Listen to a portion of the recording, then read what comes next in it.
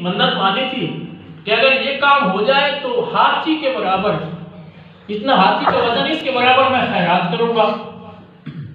تو اس نے کہا میری منت پوری ہوگی، اب میں نے خیرات کرنی ہے، اب ہاتھی کو کس ترازو میں تولا جائے؟ بات یہ کہ اب ہاتھی کو کس ترازو میں تولا جائے؟ تو قاضی وقت کے پاس بھی گیا فیصلہ کہ فیصلہ فرمائے اب کیا کیا جائے؟ تو حضرت علی نے فرمایا کہ آپ ہاتھی کو لے کے جائیں دریا کے کنارے، میں بھی وہی آتا ہوں۔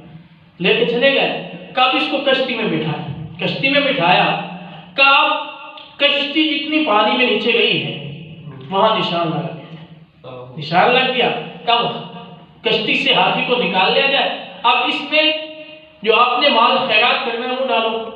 جب اس نشان تک پانی آ جائے تو سمجھ لینا کہ ہاتھی کے برابر اس کا وزن ہوگی۔ سبحان اللہ۔ اب یعنی کہ یہ بات کس طرح ذہن میں آئی کہ ترازو بھی اتنا تو نہیں ہے کسی کے پاس کہ ہاتھی کا وزن کیا جائے۔ اس طرح کے بہت سارے اور فیصلے ہیں، پوری کتاب اس میں لکھی گئی حضرت علی کے فیصلوں کے اوپر۔ حضرت علی کے فیصلوں کو پوری کتاب لکھی گئی ہے کہ کس طرح کے فیصلے ہوتے تھے کہ بندے کا دماغ وہاں پہ دب رہ جاتا ہے، اور آپ کا جو میتھ ریاضی کے معاملات میں بھی آپ کے کافی فیصلے ہیں کہ آج کے سائنسدان بھی شاید اس تک نہ پہنچ سکتے، جو اس وقت میں ریاضی میں جو علم تھا اس کے بھی بڑے ماہر تھے حضرت علی رضی اللہ تعالیٰ۔